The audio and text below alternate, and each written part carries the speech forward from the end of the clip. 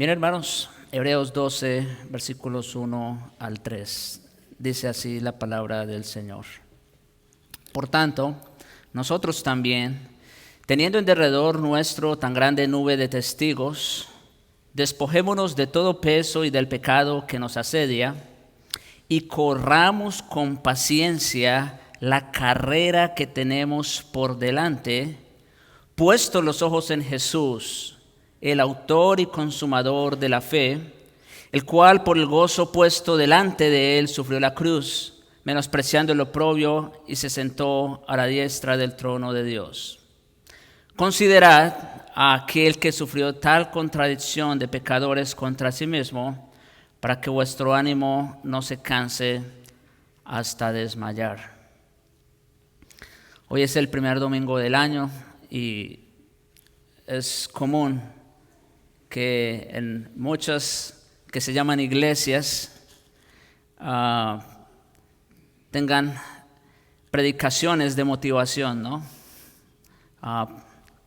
Para ver cuáles son esos propósitos que nos trazamos, las metas para este año que está empezando, y entonces estimularnos para que sean una realidad. A mis hermanos, déjenme decirles que los creyentes, por supuesto, estoy hablando a creyentes ahorita, los creyentes tenemos una carrera que correr, pero eso no empezó el 1 de enero de este año, eso empezó el día que usted y yo nacimos de nuevo. Y sí, ciertamente esta es una prédica que nos va a estimular mucho para correr esa carrera bien y hasta el final. De ahí el título que sale del mismo texto, puestos los ojos en Jesús. La enseñanza eficaz usa figuras literarias como ilustraciones. Muchas de ellas, especialmente las metáforas y los símiles, aparecen en la Biblia. El Nuevo Testamento compara repetidamente la vida cristiana con prácticas y situaciones y cosas cotidianas. Por ejemplo, la vida cristiana se compara varias veces con una guerra. Pablo nos aconseja a sufrir las penalidades como buenos soldados de Jesucristo, ¿no? En 2 Timoteo 2:3, y ponernos toda la armadura de Dios en Efesios 6:11. También usa la lucha para comparar. Dice en 1 Corintios 9:26, de esta manera peleo no como quien golpea al aire. Está haciendo allí un símil, una comparación. Pero a Pablo le gustaban particularmente las ilustraciones con carreras. Usa frases como corren en el estadio en 1 Corintios 9:24, o vosotros corríais bien en Gálatas 5:7, y no he corrido en vano, Filipenses 2:16. Y esta ilustración, hermanos, también la usa aquí el escritor de Hebreos. Y en estos versículos, hermanos, haciendo uso pues de la metáfora que está trayendo el autor, en estos versículos veremos varios aspectos de la carrera comparados con la vida fiel en Cristo. Entonces, yo sé que quizás una prédica un poco fuera de lo común, en el sentido de que no son 2 o 3 puntos, van a ser 6 puntos, pero van a ser mucho más breves. Entonces, vamos a ver en primer lugar la carrera como tal. Segundo, el ejemplo y estímulo de nuestros antepasados. Tercero, los obstáculos de la carrera. Cuarto, el enfoque de la carrera. Quinto, el ejemplo a seguir. Y sexto, el estímulo para correr bien. Empecemos hablando de la carrera como tal. Y vamos a empezar con el versículo 1, parte C. Como digo, porque todo gira en torno a esta metáfora. Dice así: corramos con paciencia la carrera que tenemos por delante. Como les dije hace un momento, inevitablemente, si eres creyente, ya estás embarcado en una carrera. Ya estás en una competencia. Y de hecho, la frase clave de este pasaje es esa: corramos con paciencia la carrera que tenemos por delante. En este caso, el plural señala en primera persona que se refiere a los judíos que han confesado a Cristo y han empezado a correr el camino hacia la fe completa.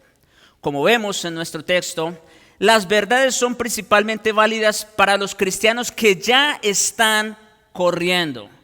Cuando dice corramos con paciencia la carrera que tenemos por delante, le está hablando ¿a quiénes? A los que ya están en la competencia, a los que ya están en la carrera.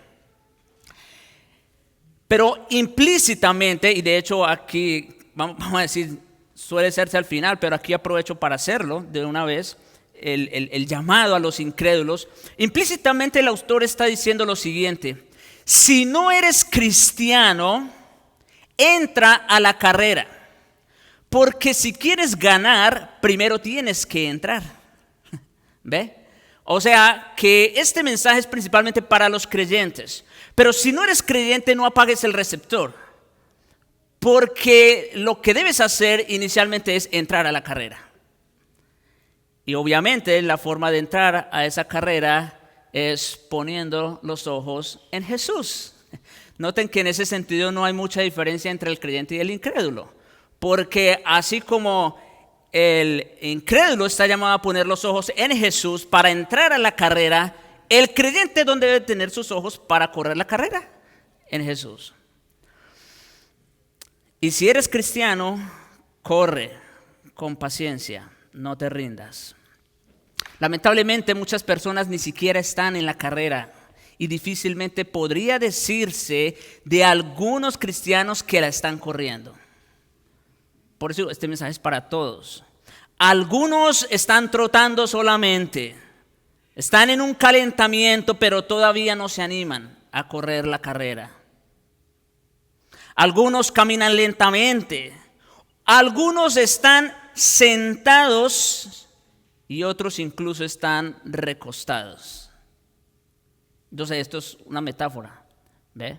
Pero esa es la realidad. Esto que acabo de decir, hermanos, es realidad. Estoy casi seguro en esta iglesia de que hay muchas personas en esas distintas posiciones. Hay algunos que están corriendo, pero hay otros que apenas van trotando, otros caminando, otros están sentados y otros hasta recostados. Yo no soy quien para decirle en qué posición está, usted y el Señor lo saben. Aún así, la norma bíblica para la vida en santidad es estar en la carrera, no en un simple paseo matutino. De hecho, la palabra griega, agón, que se usa aquí para carrera, tiene la misma raíz de la palabra agonía. Sí, hermanos, una carrera no es un lujo pasivo, como ir en un carro, no, es algo exigente, a veces agotador y agonizante, y requiere nuestra más firme autodisciplina, determinación y perseverancia. De hecho, luego el autor va a seguir, eso vamos a verlo después, va a seguir con el tema de la disciplina, porque así como los corredores tienen que pasar por muchas disciplinas estrictas, los que están en esta carrera también van a pasar disciplinas. Pero bueno, eso lo veremos después. Dios, hermanos, advirtió a Israel: ay de los reposados en Sión, o sea, de los que están ahí solamente recostados o sentados, y de los confiados en el monte de Samaria. El pueblo de Dios no está llamado a estar acostado en una cama de comodidades, no. Debemos correr una carrera agotadora y continua. Esta carrera, ¿cuándo va a terminar? A propósito, hasta cuando lleguemos a la meta. ¿Y cuándo vamos a llegar a la meta? Hasta el día que el Señor nos recoja. Así que, mis hermanos, esta carrera, y como les digo, es agonía. Esta carrera es algo con lo que vamos a tener que estar haciendo todos nuestros días hasta el último de ellos. En el ejército de Dios nunca vamos a oír descansen. No, porque imagínense, si anda un león rugiente por ahí buscando a quien devorar y tú estás recostado, ¿qué va a pasar? No. Quedarse quieto, hermanos, oigan esto, o retroceder es renunciar al premio. Peor aún, es quedarse en las graderías y no participar nunca, por lo cual renuncia a todo, incluso al cielo eterno. En otras palabras, lo que ya hemos visto otras veces, quedarse quieto, no correr la carrera, es un indicio de apostasía. Pablo conocía a algunos cristianos en esas condiciones, a los cuales les escribió en 1 Corintios 9, 24 al 25. ¿No sabéis que los que corren en el estadio, todos a la verdad corren? Pero uno solo se lleva el premio. Y aquí está la exhortación: corred de tal manera que lo obtengáis, de tal manera que vayan a obtener ese premio. Así se debe correr. Todo aquel que lucha, de todo se abstiene. Ellos a la verdad para recibir una corona corruptible, pero nosotros una incorruptible. Así que, ¿qué vale la pena correr mejor? ¿Correr en esta vida para ver cuánto logramos y alcanzamos? ¿O correr para obtener aquel premio que nos espera? Ahí está, hermanos. Ahora la paciencia, porque el autor nos dice que corramos con paciencia, es la palabra hupomone y es la determinación constante a seguir andando. Eso significa paciencia. Quiere decir continuar cuando todo dentro de usted quiere bajar la velocidad o rendirse, porque es verdad, vamos a pasar por momentos de desánimo y de desaliento, pero debemos ser pacientes y perseverar. Así viven muchas personas su vida cristiana. Comienzan rápido, pero cuando avanza la carrera van mermando la velocidad, se rinden o se caen. La vida cristiana, hermanos, no es una carrera corta de velocidad. A ver quién corre más rápido y se acabó. No. La vida cristiana o la carrera cristiana es una maratón, es una carrera de larga distancia. Requiere ser pacientes.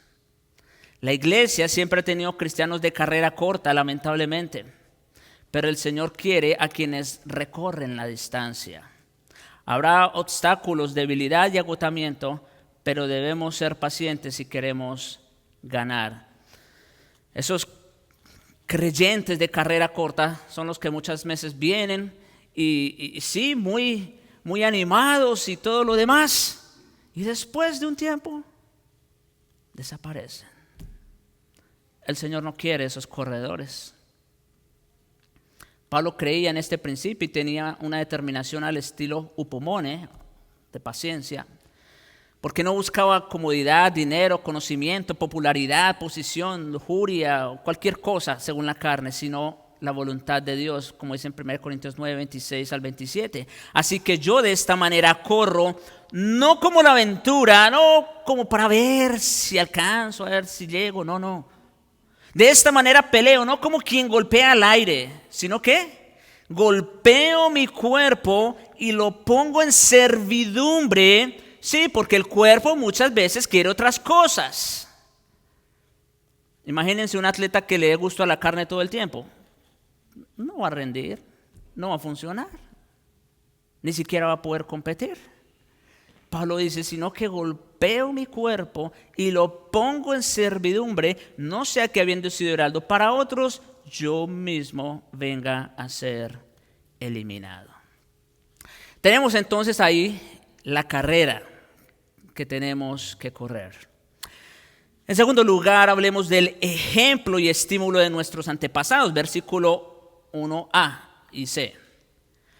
Por tanto, nosotros también, teniendo en derredor nuestro tan grande nube de testigos, corramos con paciencia la carrera que tenemos por delante.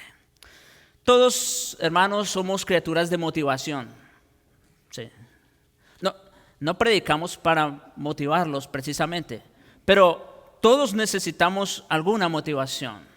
Necesitamos razón para hacer las cosas y estímulo mientras las estamos haciendo. Y una de las mayores fuentes de estímulo para los judíos incrédulos y para los cristianos serían que estos creyentes grandes del pasado, de los que ya se habló allá en Hebreos 11, héroes suyos que llevaron una vida de fe. Esa es la nube de testigos a la cual se refiere el autor. Las nubes de testigos son todos esos santos fieles mencionados allá. Y debemos, hermanos, correr la carrera de la fe como lo hicieron ellos. Siempre confiando, dándolo todo, sin importar cuáles sean los obstáculos, las dificultades o el costo. Ya no tenemos que mencionar más ejemplos, tienen suficientes en las prédicas anteriores, si quieren repasarlos otra vez. Ellos sabían cómo correr la carrera de la fe. Ellos sabían que no era una carrera de corta distancia, sino una maratón. Se opusieron al faraón, olvidaron los placeres y privilegios de su corte, atravesaron el Mar Rojo, derribaron las murallas de Jericó, conquistaron reinos, cerraron bocas de leones, apagaron el poder del fuego, recibieron muertos por resurrección, sufrieron torturas, burlas, escarmiento, prisiones, lapidaciones, que los cortaran en dos, tuvieron que vestirse con pieles de animales y padecieron destitución, etcétera, etcétera. Y todo esto por su fe. El escritor es como si estuviera diciendo, deben correr como ellos. Puede lograrse si lo hacen como ellos, con fe. Ellos corrieron y corrieron. Y eso que tenían menos luz que ustedes. En otras palabras, tenían menos estímulo que nosotros. Nosotros tenemos una nube de testigos, ellos no tenían. Con todo, cada uno de ellos salió victorioso. Ahora noten rápidamente que no dice que la nube de testigos está a nuestro alrededor, en las graderías del cielo, viendo cómo estamos corriendo. No, esa no es la idea aquí. Aquí la idea no es que debamos ser fieles para no decepcionarlos a ellos. O que debamos intentar impresionarlos como un equipo hace con sus hinchas. No. Son testigos para Dios, no para nosotros. Cuando dice, teniendo alrededor nuestro tan grande nube de testigos, ¿testigos de qué o de quién? Testigos de Dios. Son testigos para Dios, no para nosotros. Son ejemplos, no observadores. Han probado con su testimonio que la única vida que vale la pena vivir es la de la fe. Esperar que unas graderías estén llenas de personas que nos están mirando no nos motiva, nos paraliza. No estamos llamados a agradarles. No nos están mirando. Nosotros estamos llamados a mirarlos a ellos. Mis hermanos, nada alienta más que el ejemplo exitoso de alguien que ya lo ha hecho antes. Ver cómo fue Dios con ellos nos alienta a confiar en que será así con nosotros. El Dios de ellos también es nuestro Dios. El Dios de ayer es el Dios de hoy, el Dios de mañana. No se ha debilitado, no ha perdido interés por su pueblo, no ha menguado su amor ni cuidado por ellos, porque es el mismo. Y eso nos debe estimular, hermanos, a correr esta carrera bien. Si ellos taparon bocas de leones, si ellos atravesaron el Mar Rojo, nosotros podemos hacer lo mismo. No tenemos, obviamente, que cruzar el mar otra vez, pero todos tenemos luchas, todos tenemos pecados, debilidades. Y podemos vencer, porque ellos también ya lo hicieron. Porque tenían puesta la mirada en el Señor. Podemos correr como lo hicieron ellos, puesto que tenemos al mismo Dios. Y Dios puede hacer las mismas cosas por medio de nosotros si confiamos en Él. En tercer lugar, los obstáculos de la carrera. Versículo 1b. Despojémonos de todo peso y del pecado que nos asedia. Sí, mis hermanos, definitivamente uno de los mayores problemas que puede enfrentar un corredor es el peso. En la mayoría de los deportes, especialmente en los de velocidad y resistencia, cuentan que pesarse es una rutina diaria. Una libra más te puede sacar de competencia o te puede poner en el banco de suplentes. Es una de las pruebas más simples y confiables de estar en forma. El exceso de ropa también puede ser un obstáculo. Por eso verán que no se van con trajes ni cosas así al estadio. Van con la mínima cantidad de ropa decente para correr. No sabemos exactamente, hermano, qué clase de cosas tenía en mente el escritor aquí con respecto a los pesos espirituales. Y bueno, ya saben, los comentaristas aventuran mucho. Pero desde el contexto de la carta como un todo, creemos que el peso principal aquí, en Hebreos, era el legalismo judío que se aferraba a las formas religiosas antiguas. La mayoría de aquellas cosas no eran malas en sí mismas. Oigan esto, los pesos no necesariamente son malos en sí mismos muchas veces. Dios había prescrito algunas cosas para el tiempo del antiguo pacto. No eran malas en sí, pero ninguna tenía valor ahora. De hecho, se habían convertido en obstáculos. Noten cómo lo que funcionó en un momento ahora se está convirtiendo en un obstáculo para correr bien. Estaban absorbiendo la energía y la atención de la vida cristiana. El templo, las ceremonias y la pompa eran hermosos y llamativos, y todas las regulaciones, los esto se puede, aquello no, del judaísmo eran agradables para la carne. Y saben, eso no solamente fue para los judíos. Hoy día a la gente le gusta que le digan en cierta manera qué puede hacer y qué no puede hacer. Mis hermanos, nosotros no somos, vamos a decir, una iglesia en la cual vamos a estar pendiente de sus vidas y vamos a decirles sí pueden hacer esto y no pueden hacer aquello. No.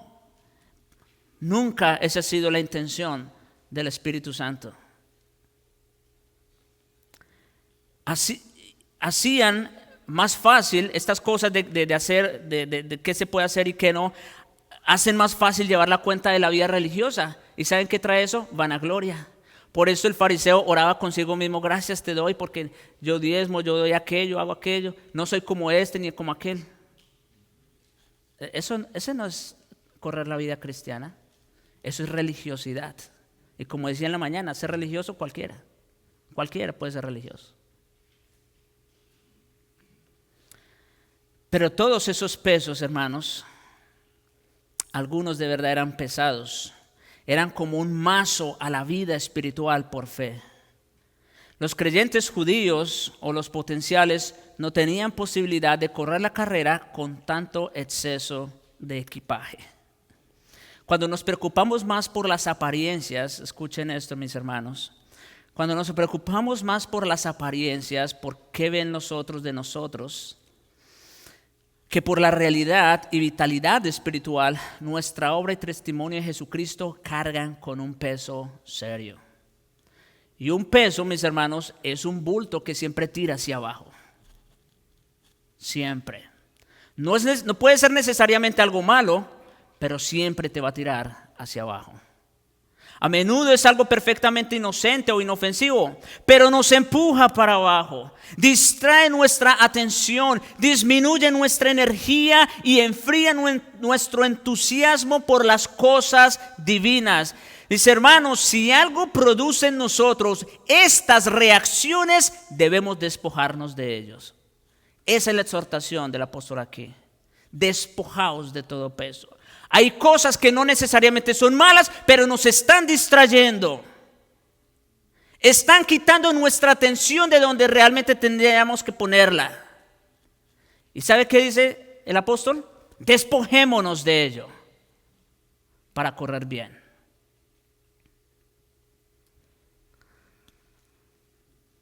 No podemos ganar cuando llevamos exceso de equipaje. Cuando sobre cierto hábito o condición nos preguntamos, ¿qué pasa con esto? La respuesta suele ser, bueno, no pasa nada, no es tan malo. Mis hermanos, la pregunta no debe ser, ¿qué tiene esto o aquello de malo? La pregunta debería ser, ¿qué tiene esto o aquello de bueno? ¿Cómo puedo agradar a Dios con esto que estoy haciendo? ¿Cómo me ayuda esto a correr bien la carrera? Esas son las preguntas que debemos hacernos. El problema no radica en qué es el peso en sí, sino en lo que produce. ¿Y qué produce? evita que corramos bien y que ganemos. Acuérdense la exhortación de Pablo, corred de tal manera que lo obtengáis. O sea, no dejemos nada a la aventura, hermanos. No dejemos nada a la aventura. Si hay algo de lo que tenemos que despojarnos, eso es lo que tenemos que hacer. Por supuesto, el pecado es un obstáculo aún más importante y el autor hace esa distinción, despojados de todo peso y del pecado.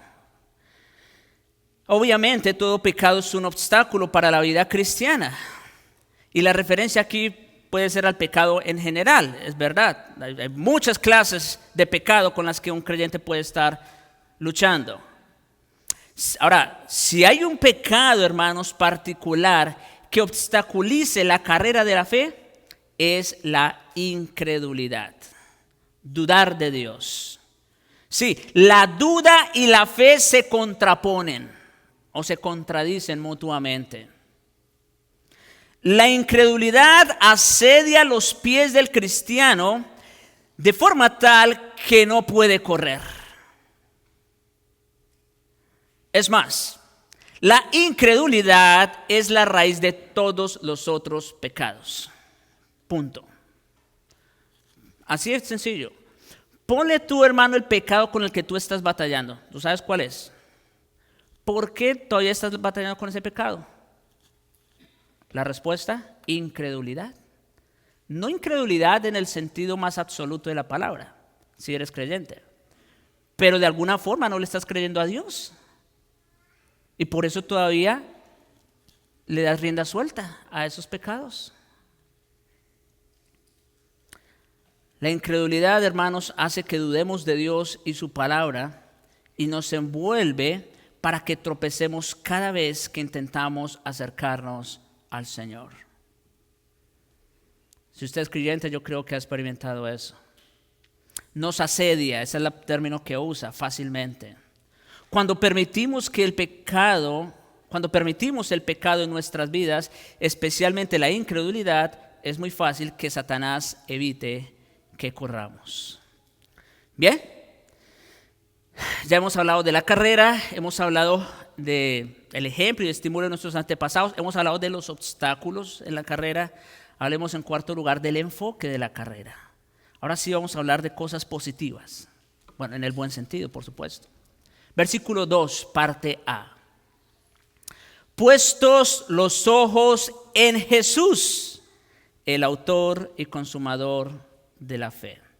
En las carreras, como en la mayoría de deportes, es muy importante a dónde estamos mirando. ¿A dónde estamos mirando? Eso es muy importante en cualquier deporte. Nada puede sacarlo a usted tan fácil de carrera que aminorar su paso, como mirarse a los pies. Si usted está corriendo y se mira a sí mismo, ¿para dónde es que va? Para el suelo. Eso va a pasar. Así mismo. Tampoco mirar al corredor que viene atrás o a la multitud que está en las tribunas. La carrera cristiana es muy semejante. Algunos cristianos, oigan esto, están preocupados consigo mismos. Tal vez no sean egoístas, quizás sí, pero le prestan demasiada atención a lo que están haciendo, a la mecánica de la carrera. Y es verdad, hermanos, que hay un lugar para preocuparse por ello. Es verdad que estamos llamados a autoexaminarnos, eso también se dijo en la mañana. Pero si le prestamos mucha atención a lo que estamos haciendo, nunca correremos bien para el Señor.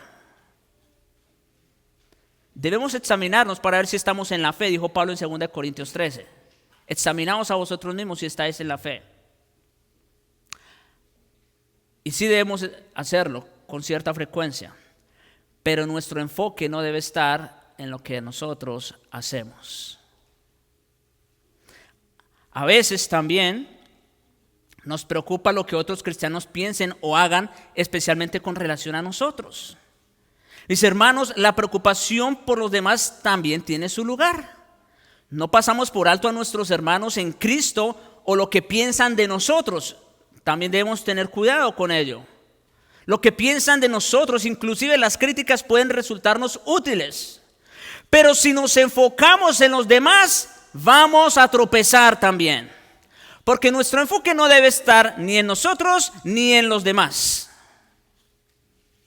Ni siquiera, oigan esto, pareciera un poco fuerte, pero van a entenderlo.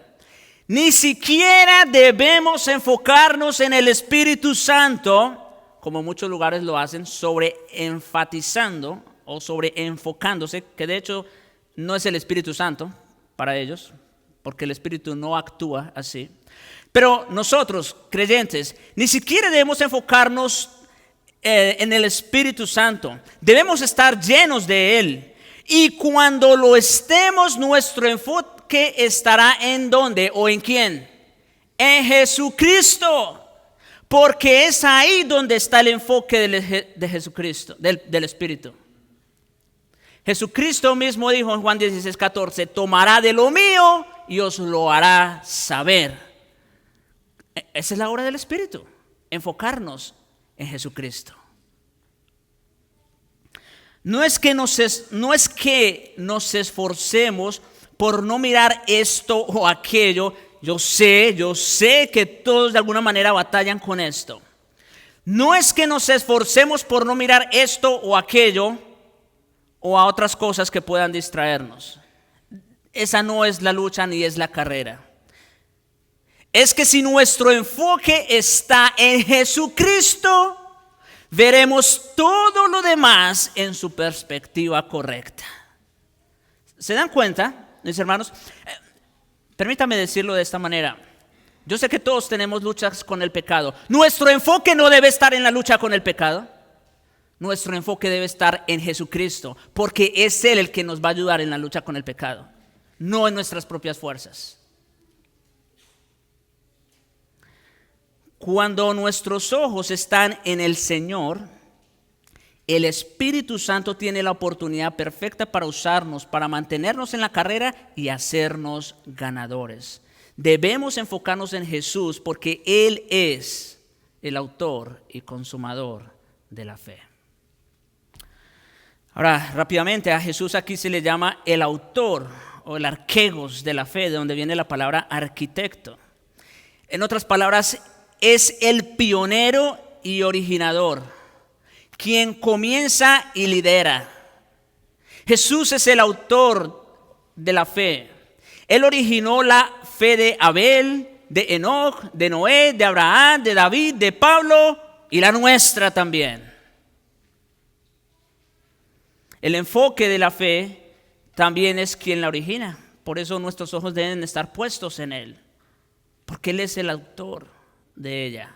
Pablo lo explica de una forma ilustrativa en 1 Corintios 10, 1 y 3 al 4. Nuestros padres todos comieron el mismo alimento espiritual. Y mira, obviamente los santos del Antiguo Testamento en el desierto no sabían de qué se trataba. Pero lo que dice es, todos comieron del mismo alimento espiritual y todos bebieron de la misma bebida espiritual. Ellos no sabían, porque bebían de la roca espiritual que los seguía, aunque ellos no lo sabían. ¿Y la roca quién era? ¿Quién fue el que sustentó a Israel en el desierto? Aquí está la respuesta. Cristo. Jesús, hermanos, es el autor de nuestra salvación. Es el que ha entrado en el santuario celestial como precursor y ha abierto un camino nuevo y vivo para nosotros que nos lleva hasta ese santuario. Él es el autor, pero también el texto dice que es el consumador, de donde viene la palabra fin, telos, teleotes, donde viene la palabra fin o propósito. En otras palabras, Cristo es el que la completa. No solo es el que la inicia, pero es el que la completa. Y de hecho, mis hermanos, continuó confiando en su Padre hasta poder decir, consumado es. Solo Él pudo expresarse de esa manera. Se acabó. Consumado es. terminó su obra, hermanos, no solamente en el sentido de completarla, sino de hacerla perfecta. Si un compositor muere mientras escribe una obra maestra, su trabajo se acaba, pero su obra no se finaliza. O sea, él se muere, deja de trabajar, pero su obra quedó inconclusa. No, en la cruz, la obra de Jesús quedó consumada. Se hizo perfecta. Su obra logró exactamente lo que debía lograr, porque desde el nacimiento hasta la muerte entregó toda su vida en las manos de su Padre y hizo la voluntad de su Padre. Nadie ha caminado nunca en la fe como Jesús. Y en forma similar, Pablo alienta a los filipenses a caminar a la fe, diciéndoles en el capítulo 1, verso 6, el que comenzó, Dios, la buena obra en vosotros, la perfeccionará o la llevará a su consumación hasta el día de Cristo Jesús. Por lo tanto, fijemos los ojos en Jesús. Él es el autor y el consumador de la fe. Hablemos ahora del ejemplo a seguir. Ya vimos a Jesús como el enfoque de nuestra fe, ahora veámoslo como el ejemplo a seguir. Versículo 2.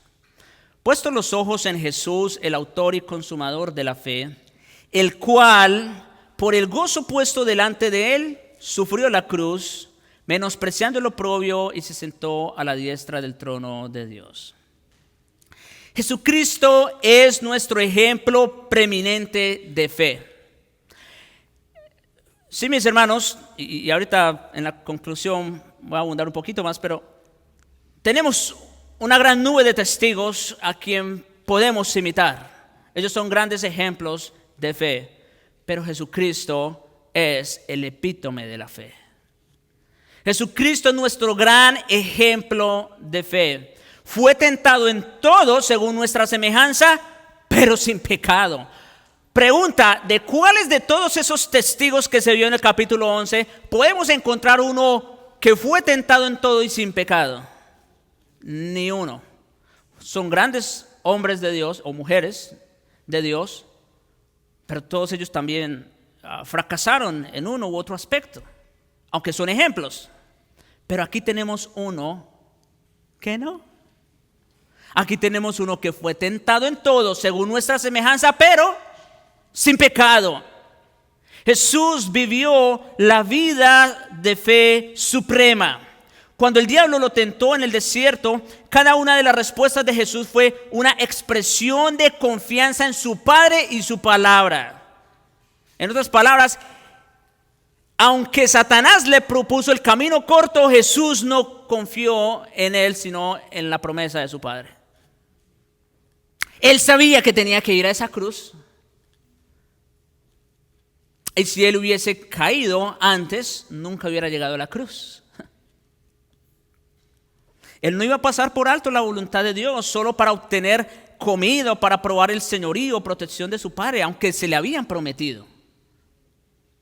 Acuérdense, Satanás tomó la palabra de Dios para tentarlo, cosas que Dios mismo le prometió, pero Jesús sabía que eso no iba a ser sino hasta el momento que el Padre le indicara. Cuando la tentación terminó, su Padre le proveyó ángeles que le servían, etc. Y como él mismo dice en Juan 5:30, no puedo yo hacer nada por mí mismo. Según oigo, así juzgo, y mi juicio es justo. Porque no busco mi voluntad, noten, el Santo Hijo de Dios, hablando así, no busco mi voluntad, sino la voluntad del que me envió, la voluntad del Padre. Él, siendo Dios, se sometió a la voluntad de su Padre. Qué gran ejemplo de fe. Ahora nosotros que somos criaturas, con mayor razón.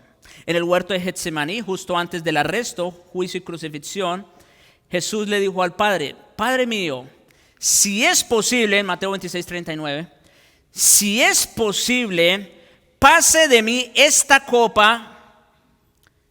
Y ahí acabó la oración. No. Pero no sea como yo quiero, sino como tú. Otra vez, en sumisión completa al Padre.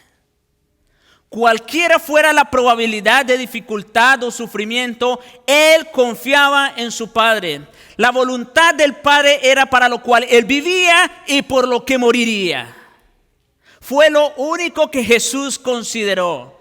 Confió en su Padre hasta el último momento cuando dijo en Lucas 23:46, Padre, en tus manos encomiendo mi espíritu. Y habiendo dicho esto, expiró.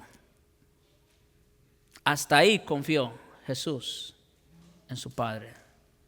Qué gran ejemplo, hermanos, de correr con fe hasta el final, ¿no les parece?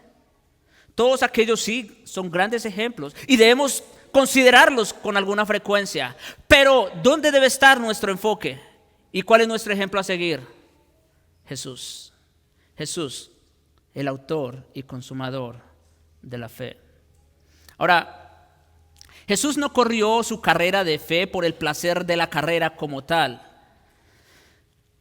Otra vez, las carreras son bastante exigentes. Y seguramente la carrera en sí no produce ningún placer.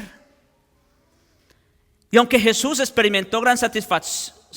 pudo haber experimentado gran satisfacción al ver personas sanadas, consoladas, acercándose a Él por la fe, etc., no dejó la presencia de su Padre ni su gloria celestial. No soportó la tentación ni la oposición feroz de Satanás. No sufrió ridículo, desprecio, blasfemia, tortura y crucifixión de sus enemigos. No experimentó la incomprensión y la negación de sus propios discípulos por los pocos placeres satisfactorios, cualesquiera fueran, mientras estuvo en la tierra. No, su motivación era infinitamente mayor. Sí, mis hermanos, solo aquello al final de la carrera podría haber motivado a Jesús para dejar lo que dejó y soportar lo que soportó.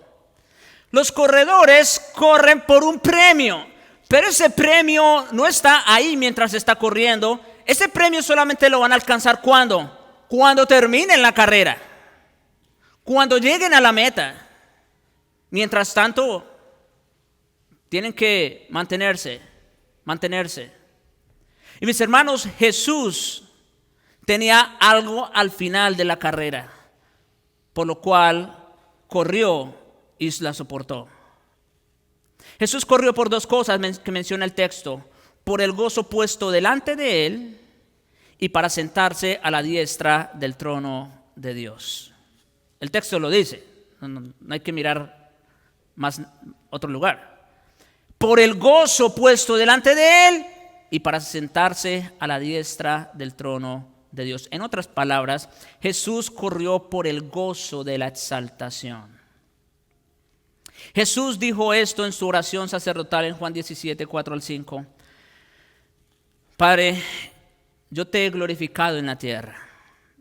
Estas palabras son muy tiernas de parte del Señor. Te he glorificado en la tierra.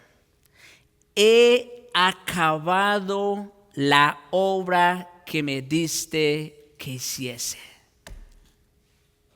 Por eso pudo decir: consumado es. He hecho la voluntad para lo cual tú me enviaste, Padre.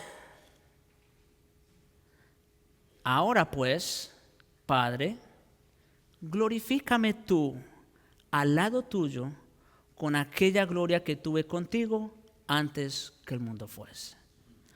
El Señor podía reclamar ese gozo y esa exaltación con todo, porque realmente Él hizo la voluntad de su Padre a perfección, y por eso podía reclamar ese premio con gozo.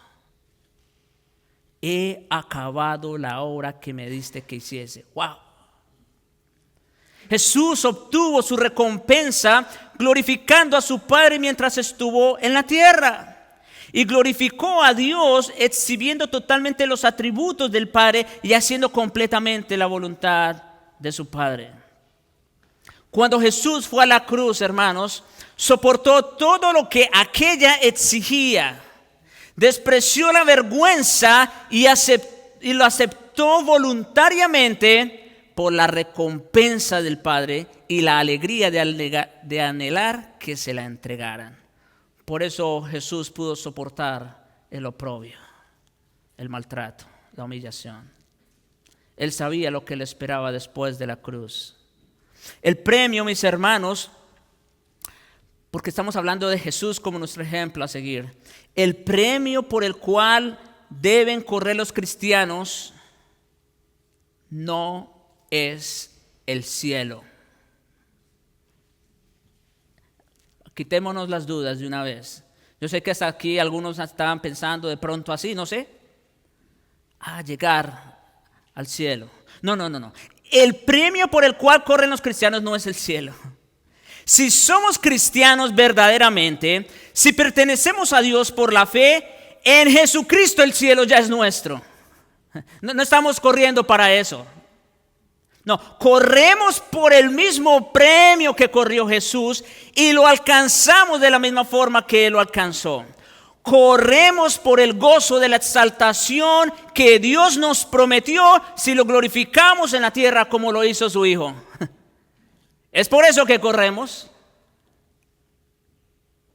A medida que corremos la carrera de la vida cristiana, podemos correr anhelando alegremente esa misma recompensa, el gozo de la exaltación.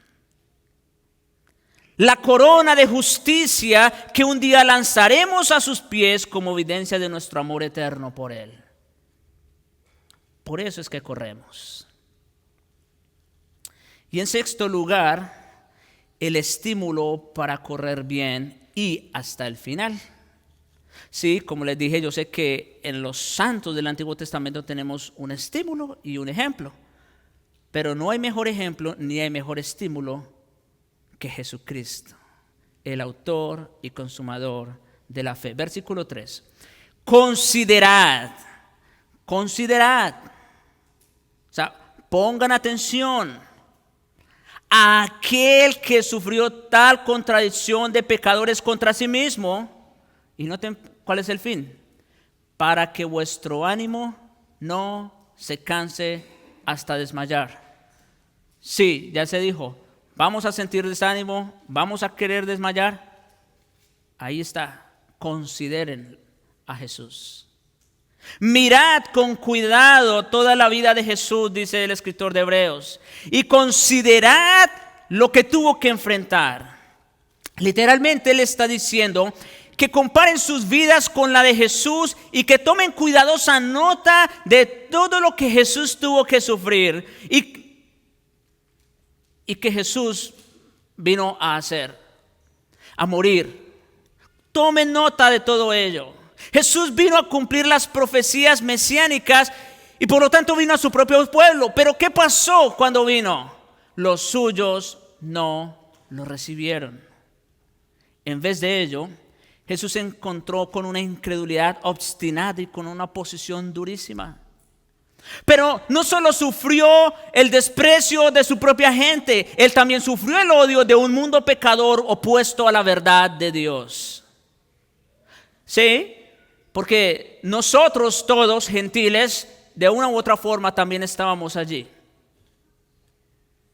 entre la multitud.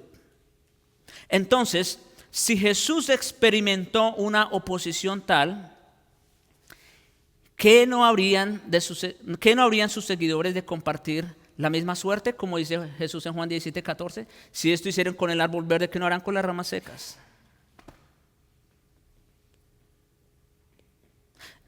Debemos, hermanos, debiéramos leer este versículo, estos 3 versículos, cuando nos cansemos en la carrera, cuando nuestra fe se agote y creamos que Dios nos ha dado la espalda, cuando parezca que nunca saldremos del caos en que estamos y estemos seguros de que nuestra fe no aguantará mucho más. Leamos estos versículos, meditemos en ellos Parte del propósito de poner nuestros ojos en Jesús es el mismo de considerar la grande nube de testigos, nuestro estímulo. Nuestro estímulo. La introspección ocasiona fatiga espiritual y desaliento. Cuando nos miramos a nosotros mismos, ¿qué vemos? Pecado. Es lo que sabemos hacer, lamentablemente. Y eso nos cansa y nos fatiga. Pero mirar a Jesús renueva la fuerza del cristiano y aumenta su valor. Cuando el cristiano se da cuenta de que Jesús soportó el odio de hombres pecadores hasta morir a causa del creyente, esto debe alentarnos, hermanos, a correr hasta el final, sin desmayar. Sus propios problemas, hablando de creyentes, y tentaciones se harán mucho más fáciles de soportar. Y también él será capaz de continuar y finalmente completar la carrera que le está señalada. Nada de lo que estemos llamados a soportar se comparará con lo que él tuvo que soportar. Porque aquí alguien puede decir, bueno, sí, pero mientras estamos en la carrera vamos a sufrir. Tranquilo. Él sufrió lo que usted y yo debíamos sufrir toda una eternidad en el infierno. Estos sufrimientos no son nada, ni son dignos de compararse con la gloria que en nosotros ha de manifestarse cuando nos encontremos con nuestro Señor Jesucristo. Por eso Pablo podía decir, me gozo y me regocijo con vosotros en cuanto al sufrimiento. Debemos estar en capacidad de anhelar el día en que nuestro Señor nos diga, bien, buen siervo y fiel, entra en el gozo de tu Señor. Y aquí un par de conclusiones rápidamente. Aquellos santos fueron héroes de la fe. Cristo es el epítome de la fe. La fe de todos los héroes juntos en el capítulo 11 no podía igualarse a la del Hijo de Dios. Ellos fueron testimonios y ejemplos maravillosos de fe, pero Jesús es un ejemplo aún más maravilloso. La fe de aquellos fue verdadera y aceptable a Dios. La de Él era perfecta y aún más aceptable. De hecho, sin la fidelidad de Jesús, la fe de ninguno contaría para nada. Porque si la fe perfecta de Jesús no lo hubiera llevado hasta la cruz, nuestra fe sería en vano. Pues no habría sacrificio por nuestros pecados, ni justicia que contara a nuestro crédito. Por eso, como hemos dicho otras veces, la fe en sí mismo no es nada. Lo importante es el objeto de nuestra fe. ¿En dónde está nuestra fe? ¿Cuál es el enfoque de nuestra fe? ¿En dónde están nuestros ojos? ¿Hacia dónde estamos corriendo? Eso es lo realmente importante. Sin la fe de Jesús que lo llevó hasta la cruz, nuestra fe sería en vano. Él es el Hijo de Dios divino, pero cuando estaba en la tierra no vivió en su propio poder y voluntad, sino en la del Padre. De otra manera no podría ser nuestro enfoque, nuestro ejemplo y nuestro estímulo para correr hasta llegar a la meta. Bendito Jesús por su fidelidad al Padre.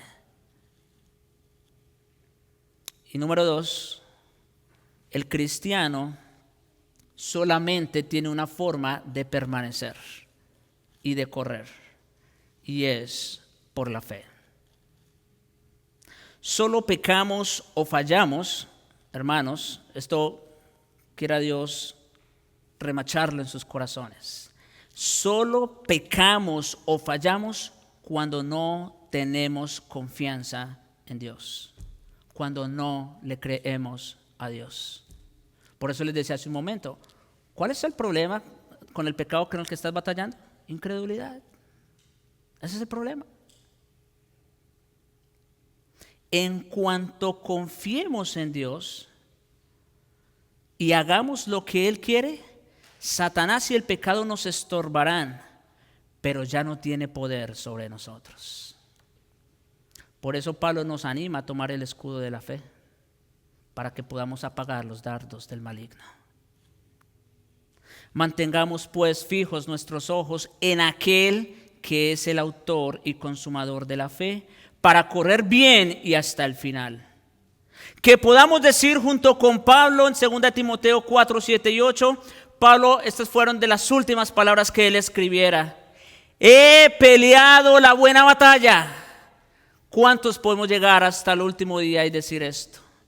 He peleado la buena batalla, he acabado la carrera. Mis hermanos, Jesucristo pudo decir, consumado es. Pablo pudo decir, he acabado la carrera, he guardado la fe. Oh, mis hermanos, que el Señor nos ayude a correr bien hasta el final, que podamos pelear hasta el fin esta batalla, que guardemos la fe. Por lo demás, me está guardada la corona de justicia. Ahí está el estímulo, para correr bien y hasta el final. Me está guardada la corona de justicia, la cual me dará el Señor juez justo en aquel día. Y noten, no solo a mí, dice Pablo, sino también a todos los que aman su venida. El Señor nos ayude a permanecer y a correr hasta el final. Padre,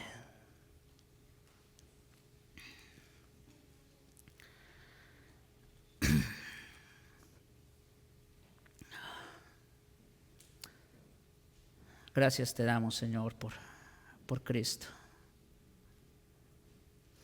Es todo y es lo único que necesitamos. Separados de Él nada podemos hacer. Te ruego, Señor, que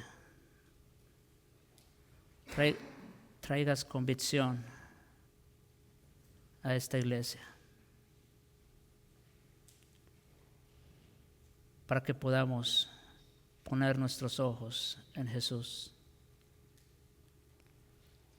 y para que podamos correr